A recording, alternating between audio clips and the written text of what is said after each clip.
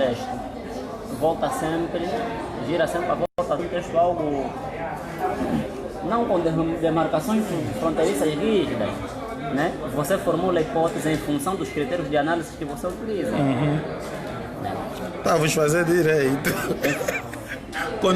Continua a falar, mas não estrague isso. Você é inteligente. Sim, você formula a hipótese em função dos textos, em função dos critérios que você utiliza.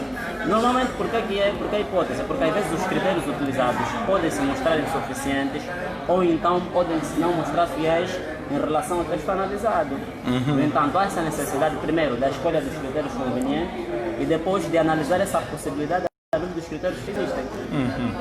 No entanto, poderá surgir um outro escritor, um outro crítico, analisar o mesmo texto sob critérios também diferentes. Sim. Com alguma certa lógica. Mas são vários métodos. Em primeiro lugar, arranja o ângulo da abordagem. E em função desse ângulo da abordagem, você vai conseguir encontrar qual é a perspectiva analítica melhor. Porque há quem vai preferir de pegar do indutivo, vai usar o hipotético dedutivo, há quem pode encontrar o hipotético indutivo. Não, eu acho que ele não deixa de ter razão quando diz que para uma antologia nós vamos partir. Geralmente a tendência é essa, é partir do particular para poder encontrar teorias capazes de explicar a obra de um modo geral. Características semelhantes. É assim que se constrói a teoria da literatura. Qualquer teoria, né? Qualquer teoria. E onde é que eu provavelmente enquadro a questão do hipotético dedutivo?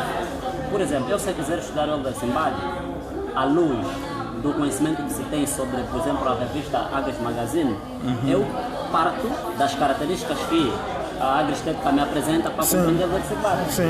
Mas tudo dentro de uma base hipotética. Quer dizer, eu aqui parto do geral, em razão de Simbali fazer parte do... Imagine que alguém que não seja, por exemplo,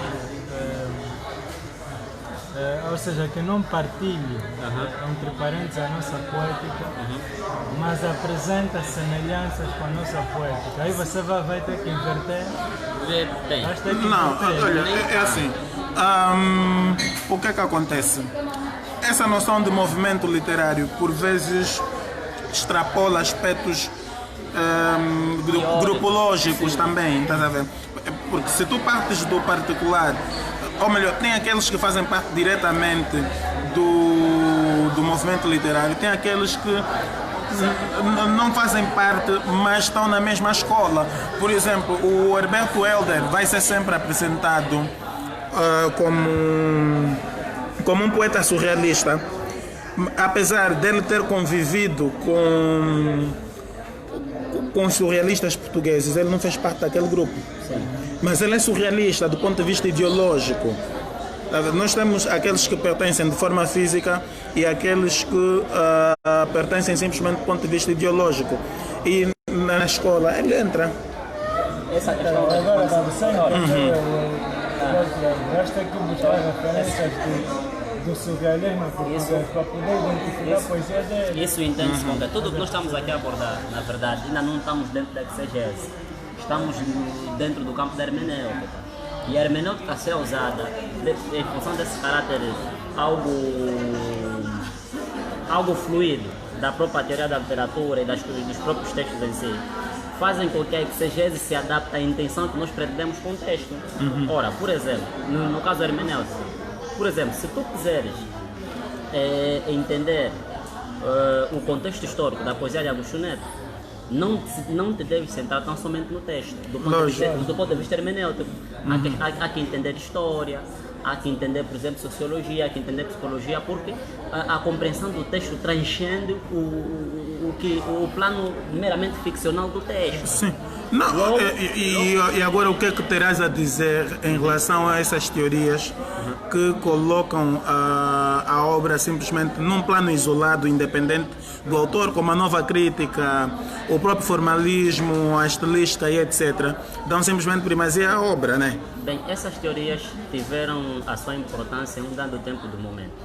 Eram necessárias porque foram criadas numa altura em que se discutia muito a questão de um conceito referencial para a própria literatura. Umas encontraram subterfúgio e conseguiram formular suas teorias, tendo, por exemplo, a obra como foco principal. Estamos a falar, por exemplo, do formalismo russo, da estética. Não, na verdade era o único foco. Era o único foco. O único foco. Era o único foco. Outros apresentaram objeções a essa forma de conceituar literatura, apegaram-se no leitor dizendo que tem conceitos. Então esses todos os movimentos e escolas desempenham o seu papel num dado tempo histórico. No entanto, do ponto de vista hermenêutico, mostram-se falhadas, porque as obras não se explicam só a partir desses critérios. As obras estabelecem relações. Aliás, você com elas e com o próprio meio que os envolve. Você acabou de elencar um conjunto de disciplinas para dizer que a literatura é um campo multidisciplinar. Não se interpreta a literatura apenas com teoria da literatura ou com crítica literária, né? Sim, isso. O próprio crítico, digamos, a posição do crítico na hora da abordagem do texto, estás a perceber? Ele vai ter de buscar esses diferentes campos categoriais com os quais a própria literatura em si mantém uma relação. Okay? A própria filosofia, a sociologia e por aí fora. Então é praticamente. Então, como conclusão muitas das questões das teorias são mal formuladas em razão da hermenêutica utilizada. Mas tens uma orientação geral. No entanto, tens de ter em conta essa Não, eu vejo também da seguinte forma. O espaço cultural e intelectual em que as pessoas estão pode limitar até certo ponto a abordagem. Bem, limita a abordagem. Porque hoje fica muito fácil para nós chegarmos à conclusão de que todos esses materiais, todos esses objetos constituem um foco da literatura, né? Mas dentre os primórdios não havia essa possibilidade de olhar assim, porque não se dava a mesma importância que hoje se dá ao leitor, que hoje se dá ao autor e etc. Então, nós às vezes, eu acho que espancamos demais os nossos ancestrais da ciência, está a perceber?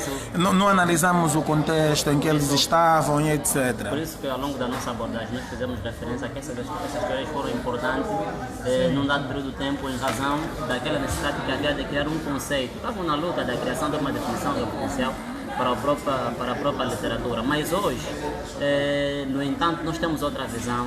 Temos outros instrumentos. Temos a vida facilitada também. Entre aspas, porque dizer que é totalmente facilitada também não é fácil. Não, nunca é. Porque implica o acionado de muitos conhecimentos, outras interpretações. Olha, estão a dizer que o debate está bom. Começou na brincadeira, é melhor continuarmos. Então temos outras interpretações. Começamos numa brincadeira e olha onde é que estamos aqui a discutir teorias, a reformular pensamentos e a construir nossa própria teoria. Não, isso é isso que eu acho fantástico em nós, até porque todos esses teóricos que a gente estuda, os formalistas e etc., quando iniciaram a sua abordagem nos estudos literários, eram tão jovens quanto, ou se calhar mais jovens do que nós hoje somos. E nós às vezes temos receios de contrapor os argumentos de um teórico estrangeiro, como se o espaço determinasse a qualidade do discurso, a qualidade do pensamento e etc. O espaço, eu acho que o espaço tem influência na qualidade do pensamento e na qualidade do discurso, mas há sempre aqueles indivíduos que, à margem daquilo que é instaurado, daquilo que é instituído, conseguem sobrepor-se e criar rupturas, ainda assim. Então nós, ainda bem que crescemos assim, né?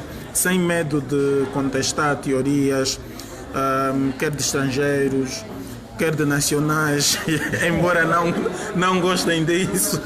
Mas isto é o Literagres, né? Isto é o Literagres. Nós nascemos, quando nós decidimos criar isto, foi em 2012, na altura éramos agricultores e etc.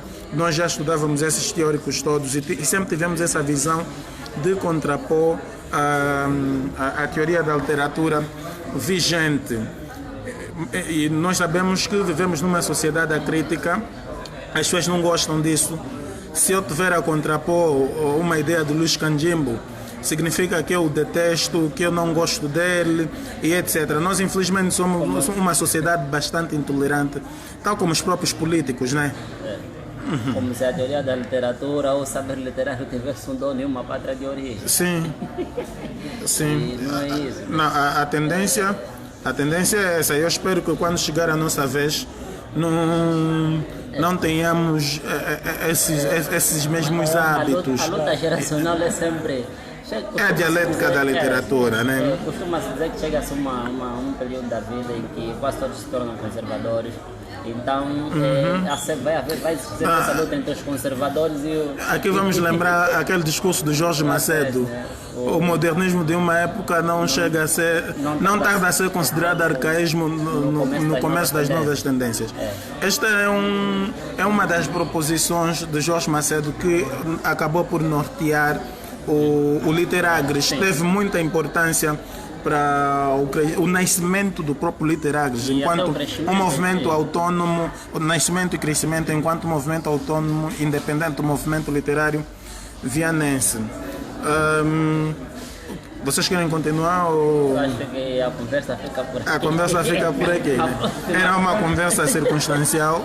Nós estamos aqui num espaço, viemos comer alguma coisa e, como sempre, nós misturamos humor e tem uma parte que nos limitamos a fazer ciência, como sempre. E aconteceu.